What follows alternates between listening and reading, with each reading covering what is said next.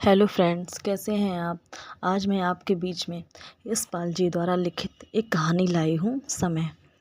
कहानी छोटी है मगर उसकी सीख बहुत बड़ी है और हमें यह सीख ज़रूर लेनी चाहिए। अपने बड़ों का सम्मान करना चाहिए और यह ज़रूर सोचना चाहिए कि एक ना दिन हम भी बुज़ुर्ग होंगे और हमारा क्या होगा। जैसा हम करेंगे वैसा भविष्य में होगा। इसलिए हमें बड़े बुज़ुर्गों का सम्मान करना चाहिए।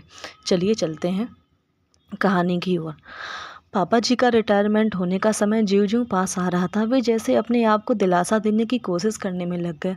चलो भाई, हफ्ते में एक दिन की छुट्टी का जिस बेसब्री से इंतज़ार रहता था, वैसी छुट्टी अगर दफ्तर से हमेशा के लिए मिल जाए तो फिर इसमें निरुत्साह होने जैसी बात क्या है। एक तो दूसरे के आदेश पालन से छुट्टी और अध्ययन अध्यापन का बढ़िया अवसर, अपने सगे संबंधियों और इष्ट मित्र से मिलने का, समाज में सभी से घुलने मिलने का अवसर ही अवसर। मसलन अवकाश प्राप्त करके अपनी सभी इच्छाओं की पूर्ति करने का बढ़िया मौका मिल जाता है। फिर लोग रिटायरमेंट से घबराते क्यों हैं। पापा जी नियम कानून से रहने वाले व्यक्ति थे, जिसका पालन वे अपने अवकाश प्राप्ति के बाद भी करते रहे। वे रोज़ शाम को मम्मी के साथ बाजार तक घूमने के लिए जाते थे। बचपन में जब मम्मी पापा तैयार होकर निकलते थे तो बच्चों को साथ लेकर जाने से बचने के लिए आया और नौकरों से कहकर उन्हें इधर उधर हटा दिया जाता था। मगर एक दिन परिवार की छोटी बच्ची मम्मी जी से आकर लिपट गई कि हम भी बच्चे बाजार जाएंगे।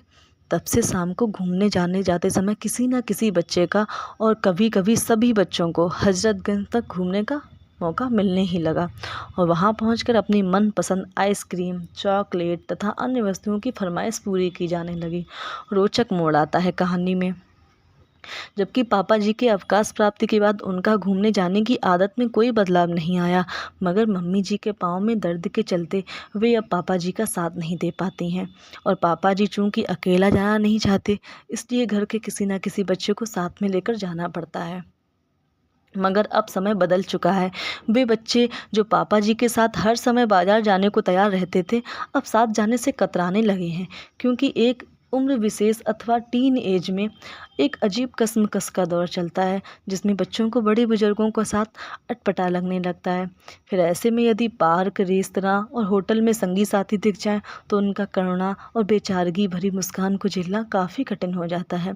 इसका यह अर्थ कदापि नहीं कि पापा जी अन्य बुजुर्गों के समान कोई उपदेश या जमाने में खामियां निकालने जैसी बोरिंग बातें करते थे, बल्कि उनका अनुभव और ज्ञान का दायरा अत्यंत व्यापक था, जो युवाओं को भाता ही है।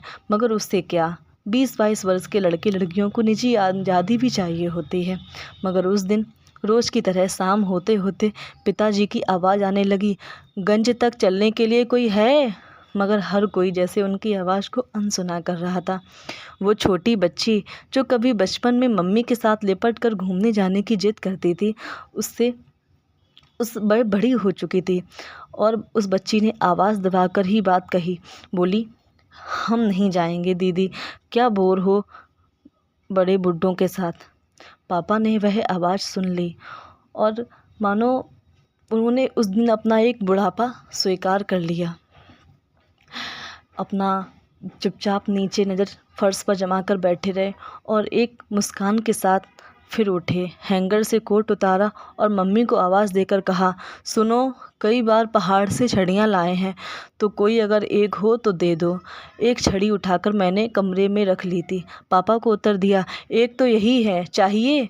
छड़ी कोने से उठाकर पापा के सामने कर दी। हाँ, यह तो बहुत अच्छी है, पापा ने छड़ी की मूठ पर हाथ फेरते हुए कहा और छड़ी टेकते हुए किसी की ओर देखे बिना घूमने के लिए चले गए। मानो हाथ की छड़ी को टेक कर उन्होंने समय को स्वीकार कर लिया।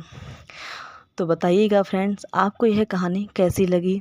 Thank you. Please comment, like and subscribe.